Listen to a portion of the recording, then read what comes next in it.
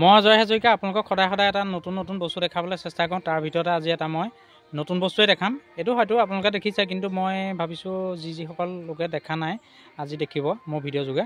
আহক মই দেখাই আছোঁ। এইজোপা চিনি পাইছেনে বাৰু? এজোপা ফুল গছেই, ইয়াৰ বহুত ঔষধি গুণ আছে। এজোপা আকন গছ বুলি কয়।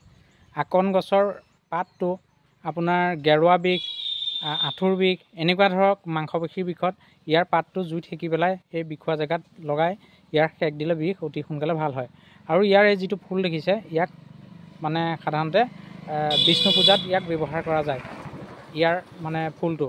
আৰু ইয়াৰ যিটো গা গছ আছে, এই গা গছটো হয়তো দেখিছে।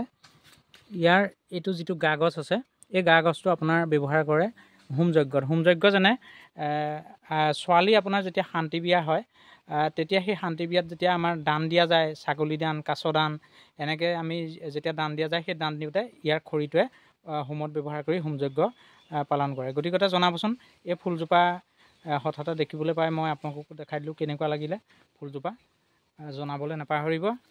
এইটো এবাৰ আকৌ পুনৰ দেখুৱাই দি আজিলৈ আহোঁ। Bye bye.